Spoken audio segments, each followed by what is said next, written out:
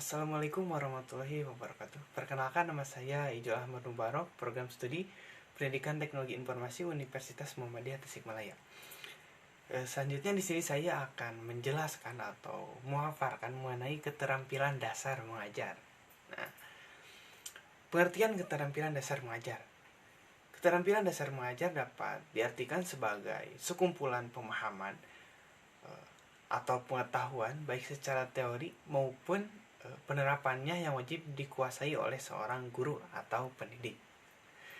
Keterampilan dasar mengajar ini termasuk ke dalam salah satu bagian dari kompetensi pedagogik, yang mana kompetensi pedagogik ini memiliki cangkupan yang lebih luas, yaitu mulai dari persiapan perencanaan pembelajaran hingga pada evaluasi dan pengajaran remedial.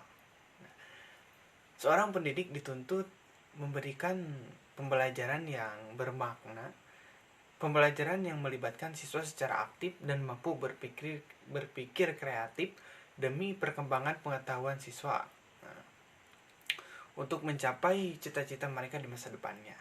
Nah, di sini ada 8 keterampilan belajar. Nah, yang pertama keterampilan bertanya. Bertanya merupakan proses untuk menggali pemahaman awal siswa terkait materi yang akan diajarkan.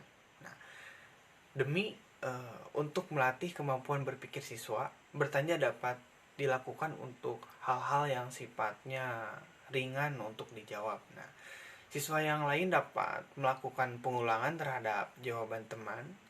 Keterampilan bertanya terbagi atas 2. Nah, yang pertama, keterampilan bertanya dasar. Ya, bertanya dasar yang dilakukan guru terhadap siswa dapat dimulai dengan menanyakan hal sederhana yang biasanya dilakukan oleh siswa sehari-hari, yang paling tidak atau paling tidak suatu yang sering terjadi di lingkungan siswa tersebut. Nah, penerapannya dalam pembelajaran, ketika di awal pembelajaran guru dapat melakukan pertanyaan. Nah, setelah menjawab pertanyaan, pasti siswa akan fokus ke pertanyaan selanjutnya dan tidak ingin kalah menjawab dari teman-teman lainnya.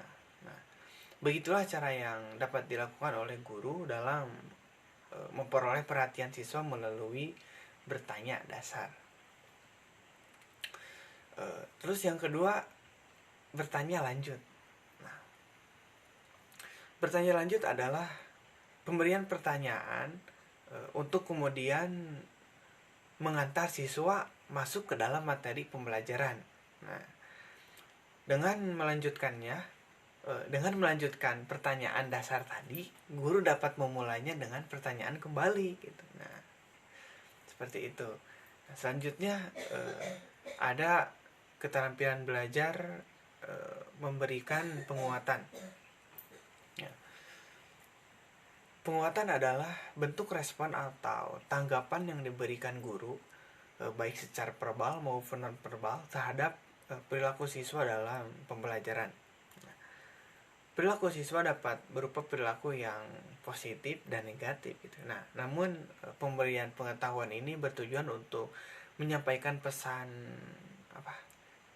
tersirat dari guru untuk memelihara perilaku positif yang ditunjukkan siswa. Nah, selain itu dapat minimalisir dan menghilangkan perilaku negatif siswa. Nah, terus yang ketiga adalah keterampilan mengadakan variasi. Nah, keterampilan mengadakan variasi merupakan modifikasi perilaku yang dilakukan oleh guru dalam pembelajaran demi menciptakan kegiatan belajar mengajar yang menyenangkan.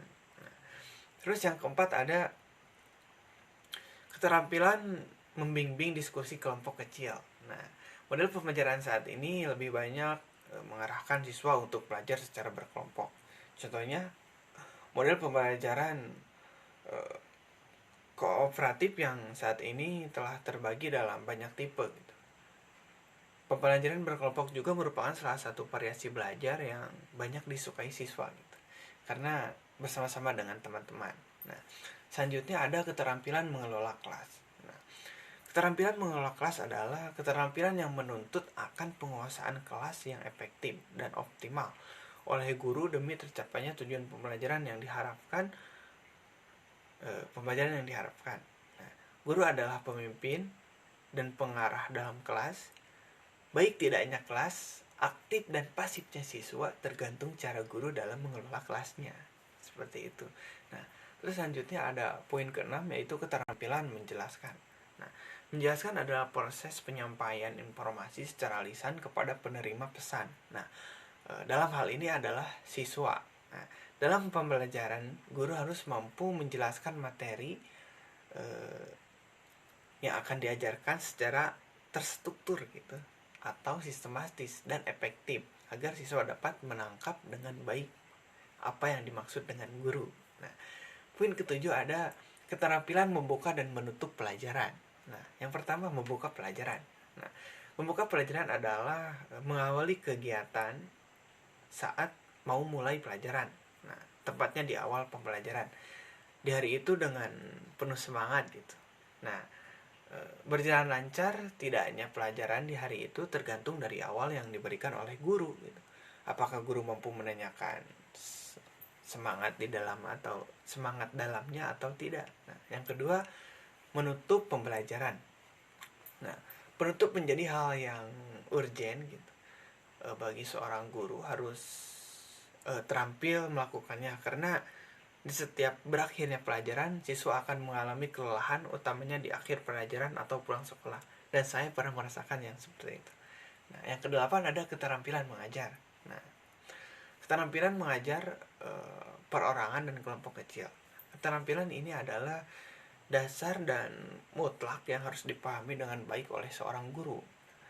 Pembelajaran tidak selamanya berkelompok, karena terkadang pembelajaran secara individu atau klasikal lebih baik itu untuk pelajaran tertentu, agar siswa lebih memahami tentang materi yang diberikan gitu. Misalnya membuat karangan tentang kegiatan sehari-hari lebih baik dikerjakan secara individu, karena setiap siswa memiliki pengalaman yang menyenangkan dan